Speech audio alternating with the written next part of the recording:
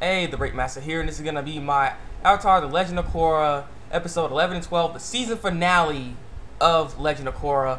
I don't know if I'm not sure how people are gonna react to this, but on this episode, it's a lot. It made a plot hole, and it just like there's a lot of things that just was just weird with this episode. I mean, it was like nice episodic stuff that was going on. But there's a lot of things wrong with the episode, which is what I didn't like, and you'll hear my opinions throughout the whole review. So stay tuned and just keep watching.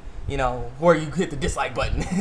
But I don't know. This season finale wasn't as good as I expected it to be, basically. So I don't know. I don't know. So let's get down to it. We end up seeing Hiroshi Sato in the first part of the episode, and Hiroshi Sato's doing his speech. He's like, "Yes, we have come this far. We have done this for Amon," and blah blah blah blah blah. He's trying to be a front running man now, to be all in the front line doing a speech and whatnot. And so he makes his whole speech and everything like that. And so we end up seeing Korra, bolin, asami, all them suckers. And apparently the hobo guy's back in this episode. And apparently this guy has some stuff. Like, I don't know. I thought he lived in the bush. He thought he lived in the bush, but apparently he has like this whole like, I don't know, facility. I'm not sure where they exactly were, but the hobo was there, and the hobo was like, "Here, have some food. This is the best junkyard garbage crap you can eat." And so, Asami wasn't liking that because she don't eat garbage food. Bolin's like, "This is pretty good," and Asami's just not feeling it. She's not feeling it. With the whole love triangle she's going on with, and then she eat this crap. This is just like, man, she's gonna freaking turn against him or something. But yeah, so after eating all that stuff, they end up Mako and Korra, they're like by themselves, and then Mako came over there to Korra and he's like, "Man, Korra, you're so awesome, and you're just amazing with all your blah blah blah bending, whatever, you know what I'm saying." And she's like, well, I feel the same way about you, but you already know that, It's just like they're kind of flirting with each other at that point. I'm like, God, Mako, he's just annoying me. I don't know. I guess I'm getting really annoyed by him. Just because after all this Asami, Mako, and Korra, it's like, I don't know. I don't know. And like I said, I do not. Well, no, I won't say yet. But yeah. And so then we end up seeing this next scene. The next scene is Amon basically making a conga line for freaking bending. He's like, boom, boom, just taking everyone's bending away. I'm like, alright then. He's taking everybody. He don't give a crap. So he's just taking everyone's bending at that time and stuff. And so then we end up panning back, and we end up seeing Iroh. He's coming in. He's like, "Yeah, I'm a boss," and stuff. And he's coming in there and he's wondering, and Korra's like, "Yeah, they're here," and stuff. And they're like, Iroh's like, "There's no resistance. What's going on here? It doesn't make sense." And so then all of a sudden, this underwater bombs hit their ships, ships and everything, and it's all going crazy. And like, what the heck's going on here? And so then we thought nothing worse can happen after that. All right, nothing else can happen. Oh no, freaking Hiroshi Sato made a new invention. And the funny thing is, I think Korra said this. She's like, "Where is he getting the time to make this stuff?" I'm curious myself. When is he making this stuff? Because he's like, he just had a speech. And then all of a sudden, I got planes. Yeah, he had planes, and he had it's basically an air raid that's happened, and it's just a bunch of bombs bombarding the ships, and they have to fight back. They're putting like a fire, like the fire bending into these cannons, and then the cannon shoots the fire bending up in the air and all that stuff. So that's what they're trying to do to fight it and everything like that. And so they're fending it off. The whole point, and yeah, so I was using the fire, like a cannonball thing. He's doing pretty good so far, but I was like kind of not impressed too much about that and stuff. But he was doing all right, he's like just doing some stuff. He has fire bend, he's doing good. And so then we end up seeing Korra. Korra jumps into this whole fight, and she's in the water. And honestly, her water bending in this episode was amazing. I don't know what was going on with her, but she was good. I don't know how I don't know. It's just like she always seemed weak to me. Because she didn't have that kind of bending prowess as the other benders, as other avatars had, and just she felt weak. But I don't know, that this bending for her water is just amazing. She's like goes up in the water, she does like a circle she circles around it, like a whirlpool, and then ends up shooting herself up like she did before. But that kind of didn't work. But the whole point is she ends up moving around the water. She didn't do that, but she moved around the water and everything like that. And basically, there's torpedoes going in after her, and she redirected the torpedo with the water and shot it at the plane and stuff. I'm like, she was looking good. I was like, wow. And so then that was some epic stuff that was going on. But then Iroh, you know, you saw him, he's doing some epic stuff too. He's like, yeah, fire, fire, fire. But then a plane came, bombed him, and he got jacked up. His arm got messed up. He got hit, fell in the water, and he was just messed up. I was like, oh, come on, man, this is your debut, and you're gonna get knocked out like that. And the funny thing is, I will have to say this. This doesn't make sense. Iroh gets hit with a bomb, but he's not knocked out. Tenzin gets thrown by those little machine things and hits the wall, gets knocked out. Is a problem there? Wouldn't it make more sense for, you know, you get knocked out by a freaking bomb than a brick wall? I don't know. So, but he's not knocked out. He ends up going in the water and stuff, and then Korra ends up coming to get Iroh, or, you know, General Iroh. I just call him Iroh at this point, but he ends up getting Iroh, and he's like, man, okay, and she just gets away too. Like I said, her bending's really good. She gets away all quick with the water bending. I was like, wow, I don't know what was going on with her, but she was doing real good. And so then she's like, man, you saved me, you saved my life and stuff, you know, with the whole Zuko voice and everything. And yeah, so they end up having to retreat basically, and he's like, I can't believe we got beat like that, but it's not over yet. You know, we're here, we're gonna do some stuff. And the funny thing, you're supposed to be like the savior, the guy that's supposed to be coming here with all these fleets, and that just failed. You know, it seemed like what's his name, Hiroshi Sato was like one step ahead of them all the time, where Amon was like one step ahead of them the whole time. They couldn't they participate in everything, and so they're just sitting down now. They're trying to think what we need to do. And so then Iroh ends up asking the hobo guy, because they go back to the hobo dude basically. And the hobo guy apparently has like this message system, which is not an advanced system. It's just like a telegraph thing, like kind of thing. So basically he wants this hobo dude to message Boomy. So people are saying that Amon is Boomy. That's done, because Boomy's still alive actually. He's coming. And so that kind of debunks that right there. So he's the second command in the United Forces. And so, yeah, he's gonna be coming because they message him and everything. And so then, as that was all going on, Korra's like, you know what? I'm tired of running away. We're not gonna just wait for Boomy up. You know, we need to take the first strike. I want to go after Amon basically. And so, like, no, this is a stupid idea. Why would you do that? But I want to do this. And so she's gonna go do it anyway. So she was just gonna do it by herself. But then Mako's like, I'll go and stuff. And yeah, you know, he's going and everything. And so then after that was happening, Mako and then Korra had to go say their goodbyes with them, because, you know, they have to go face Amon. And finally Mako at least addresses to Asami that he's sorry, and, you know, but you gotta know how much I love you, or how much I care about you. And I'm like, I hate this love triangle thing. This is just stupid. And she's like, I know, you know, I'm sorry too, and whatever. And then she just ends up giving him a kiss on the cheek, and then they leave and stuff. I don't know. I'm like, you know, I just don't know. So yeah. And so then as everything was going on, we ended up seeing Mako and Korra. They end up actually infiltrating the base. Like I said, this episode was really fast. They went through a lot of things. And so they infiltrated the base for where Hiroshi Sato and Mon is at and everything like that, and they were wearing equelist suits, so they couldn't tell. And so here's a fail again. This guy, he's like an epic fail always waiting to happen. He's one of those guys you can just laugh at, because he's like a joke. And I'm talking about the baton guy. I don't know his name, the mustache man. You know, Mako and Korra, they're wearing the suits, right? And they're walking in there and everything, and then that baton guy's like, hey, what are you guys doing here? You're supposed to be rallying up with Amon and blah blah blah and stuff. And you can blatantly tell their voices and stuff like that. Like, I guess, no, he has to have heard their voice, right? It's just like, I don't know, he couldn't tell. He was asking much questions. He's like, you need to get there and everything, and then he just walks away. Like, dude, he just I don't know, he's just so stupid. He's just so stupid. And so they get in there and everything like that, and then they end up going to this prison place. And in that prison, there's only one person in the prison, and the person in the prison was Tarlok. And then yeah, she was asking, Korra was asking, took off her hat. He's like, why you in here? Like, what's going on? Why you only in jail? And he's like, he's the only one he's just keeping me here, and that's only because I'm his brother. Boom! I was like, what? I got sound surprised. I was like, what the heck? I did not expect that. But, you know, people were speculating if they were brothers because of the whole blood bending thing. But I'm like, okay, so they're brothers now. So that kind of, and then it starts going through this flashback and showing everything about them and everything like that, how they had to go through this training. Yukon's their father, and Yukon ends up breaking out of jail, changing his whole entire look. Basically, he looks just like Tarlok. Actually, he makes his whole face just change. He ends up going to the Water Nation, ends up meeting this girl. Bam, bam, bam, bam, bam, bam. 2 kids.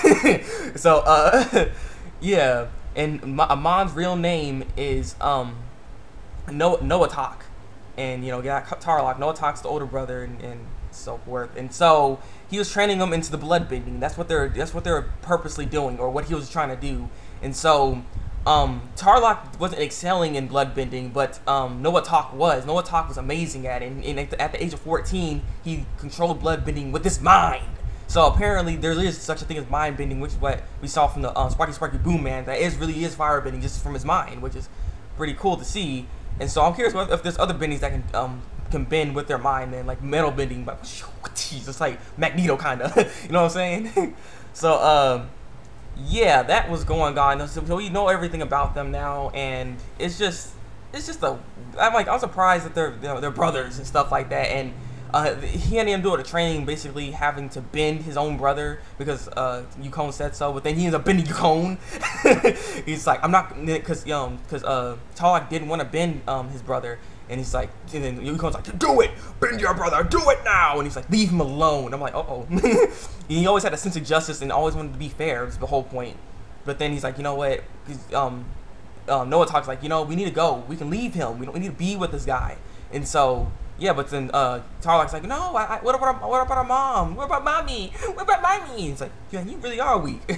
And he just got mad, but he ends up leaving by himself. And so we never seen him again after that time, I think. And yeah, so as I said, the whole thing is paper. I got notes. But yeah, I'm just like, wow. So the brothers, his name is Noatak, and I'm like, okay, so we know this. And so then we end up going back to Bolin's Asami and Iroh and stuff like that, and they're doing their whole reconnaissance stuff. They need to go destroy the base that they're at and everything. So Bolin need to destroy these the airplane fleet things. You know the trackway, the trackway where the airplanes go. So he needs to destroy all that. And Asami needs to he's gonna be with them, and Iroh's gonna go do something else. But they're talking about the whole time. They're just walking, and they're wondering, there's no resistance. What's up with these pillar thingies? Like, what's up with this? Let's just keep walking. You get shot. I'm like, honestly, when I saw that, I'm like, this is stupid. They're really gonna walk in this. They're really gonna walk. Oh, yeah, they walked in it. Yep. I was like really surprised. I wasn't surprised. I was like, you guys are stupid. I mean, come on. That was kind of obvious. Like, there's no fence gates, and they got pillars up there. What could it be? I'm just saying. I was like, wow, really? And Iroh, come on, you're supposed to be like a general, dude. You're supposed to be smarter than this. I'm just saying. I was just like, really? Yeah. And so then they end up basically getting knocked out after that. And so then we end up going back into Amon and everything like that, right? And Amon, he's doing his whole rally. He's like, we are the equelists. We took over a Republic City. Blah, blah, blah. I am the best speaker ever. And so Korra ends up coming and basically also Amon was all telling about the whole story about my face got burned by firebenders and I lost my mother, and that then made up this Amon, and then I rised up and took people's bending and wanted to show justice to the Avatar world, and you don't need benders and stuff. But then Korra comes like, you're lying. You're not who you say you are. You never had that kind of stuff happen. You are actually a bloodbender, and your name is Noatak.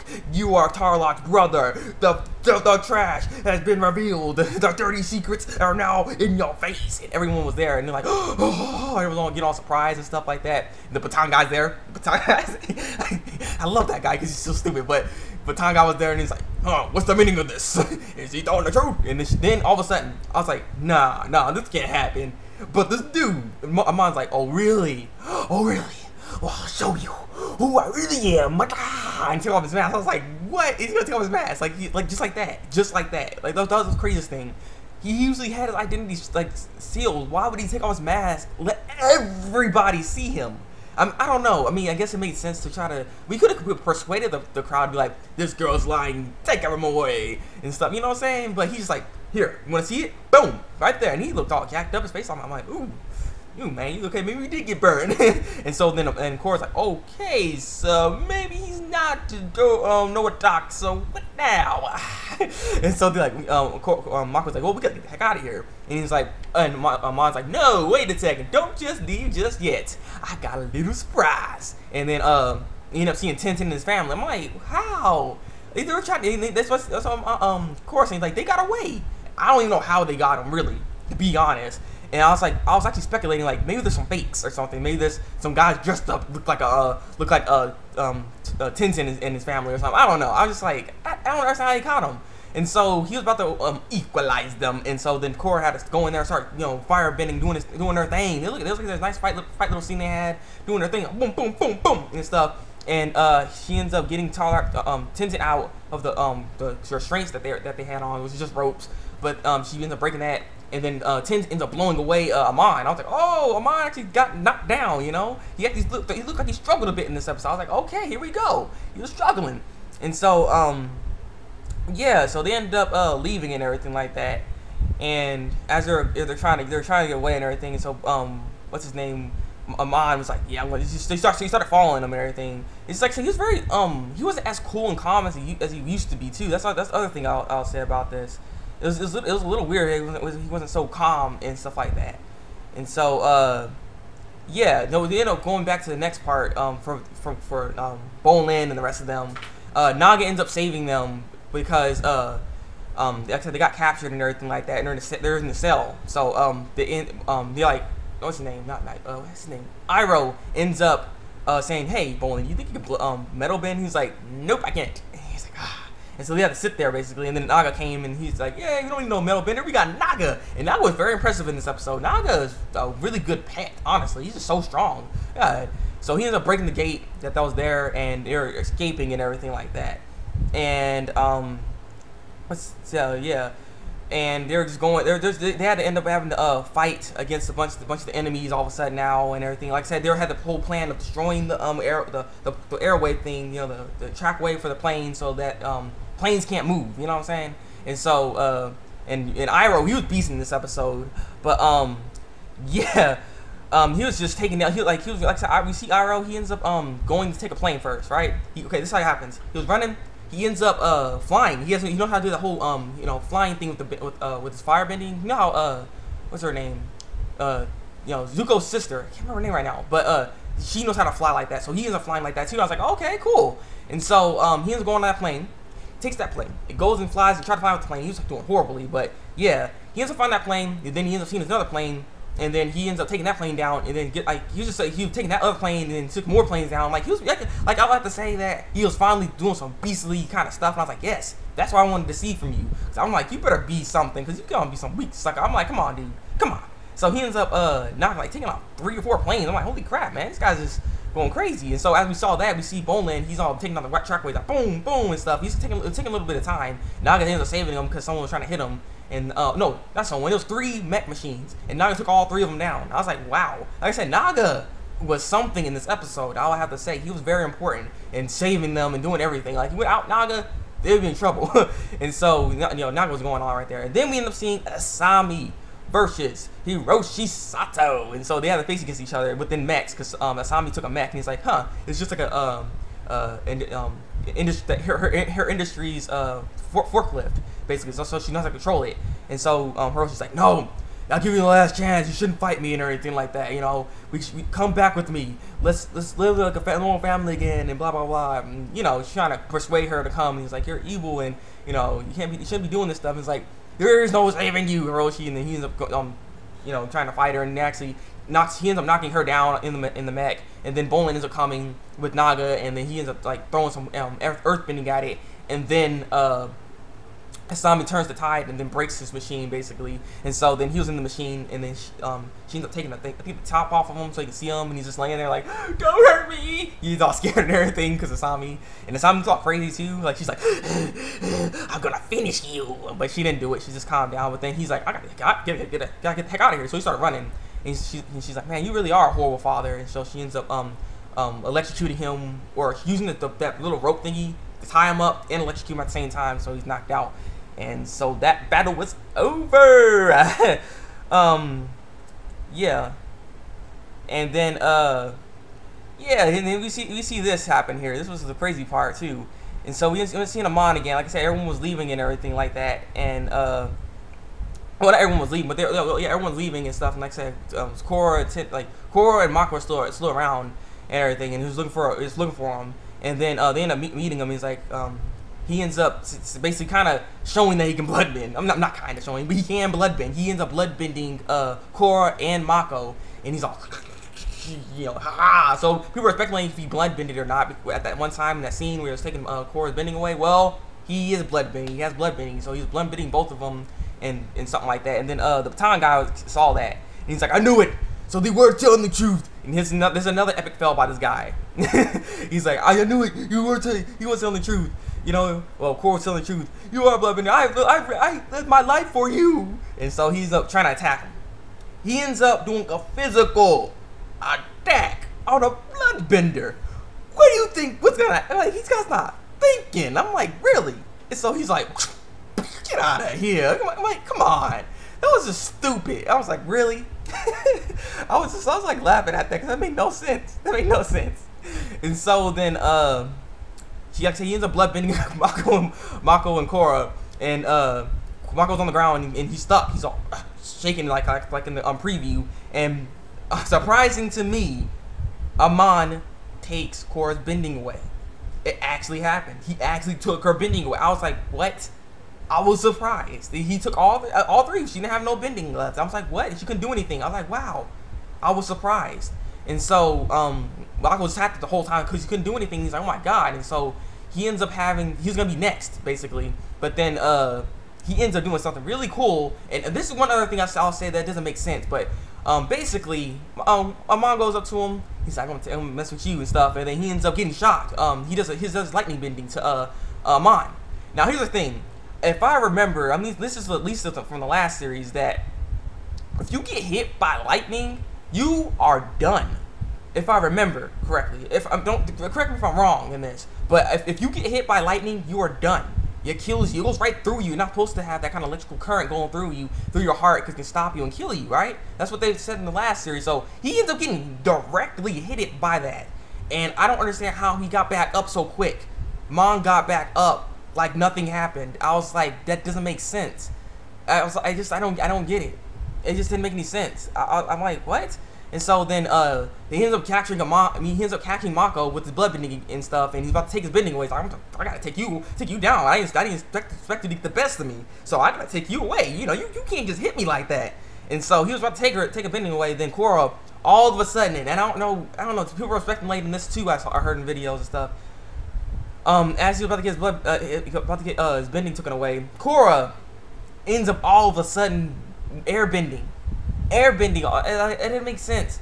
Like, the thing is, you're supposed to be like an enlightened spirit and stuff like that. You're not supposed to be able to do by force. You shouldn't be able to do by force, but he was saving someone, I guess, which probably activated her airbending, and so she actually airbends and knocks Amon away, or noatak. And I'm just like, I don't understand that. It just didn't make sense how she just learned it right there all of a sudden, and she finally knows how to airbend.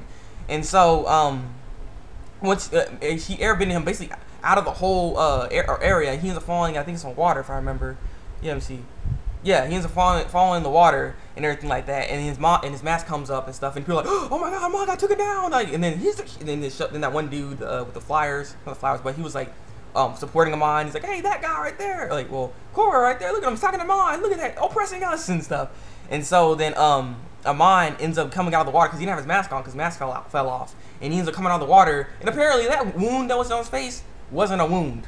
What was on his face was some freaking paint or something that was washable, and so that was like stupid. I mean, so he really didn't get hit. It really is no talk. Like I said, he was just lying again, and people were like, oh my god, it's Amon, and why is he waterbending? Because he's waterbending. He's all doing the whole, cyclone spin water, tornado thingy in the water. He's just looking around like, oh no, I gotta get the heck out of here. So, yeah, Amon he was just trying to leave, and he tried to get the heck out of there, and he did. He got out of there, because he's a superior waterbender. He's a really powerful waterbender.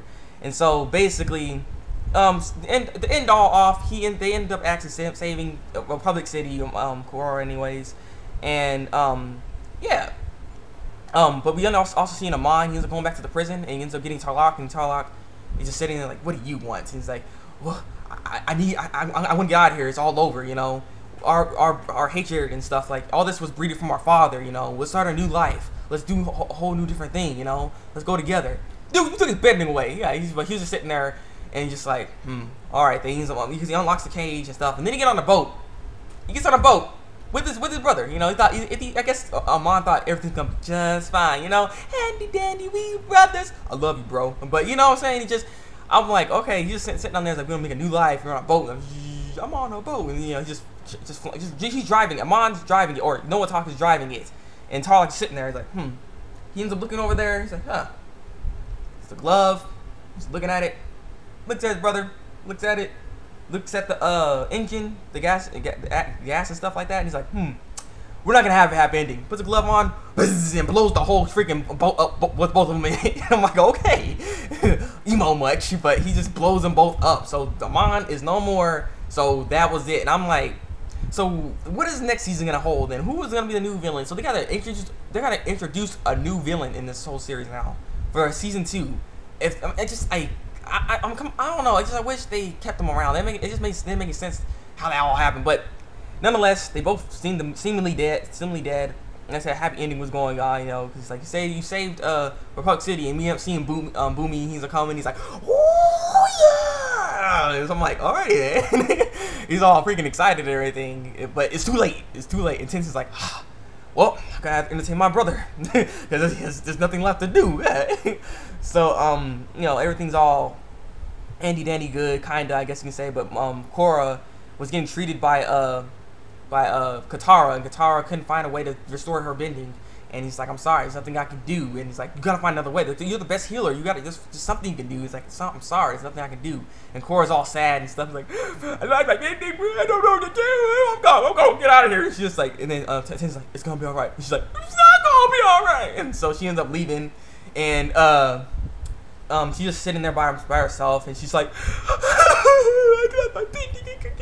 I can do air bending. I'm just like a normal bender. I'm not the Avatar no more. I don't want to be a normal bender like Tenzin. Look how sucky he is. I'm just kidding. She didn't say all that, but she is still a bender, and technically, because she still has air bending, but she's crying because she lost the rest of her powers and stuff. And so, yeah, and oh yeah, I forgot to say this. This right here is like, what is this? Like, why do you want to say that right now when she's having this problem?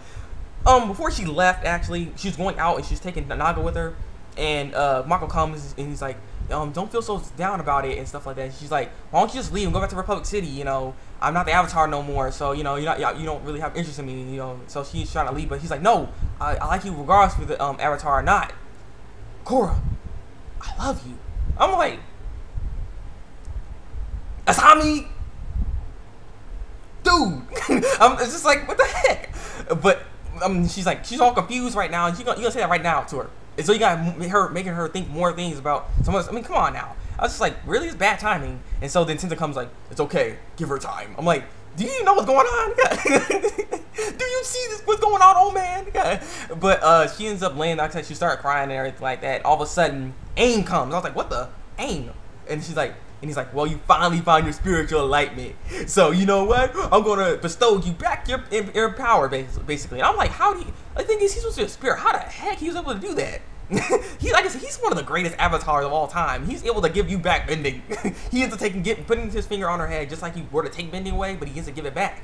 He ends up he unlocks the chakra that's been blocked, basically, and so she has her bending back, and she's like, yeah, I am Korra, I am Beast again, and stuff, and she's all happy. And she goes into the Avatar state finally, too. And I'm like, alrighty then. It was kind of epic, but kind of not, because I'm like, and then Mako comes, like, she ends up seeing it, like, whoa, you're bending back, and she comes up, and it's like, I do love you, too. I'm like, oh, see, come on.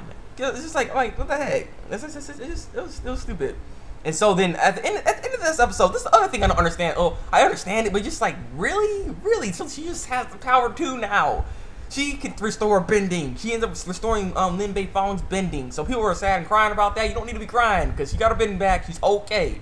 Because of Korra. Because I don't know, she's like a fully realized Avatar all of a sudden. She has all the bending now. She has the freaking, I can restore bending. She could probably take away bending at this point too. I mean, just like, she has everything already at the end of the series. And what's gonna happen next then? What maybe a time skip might happen.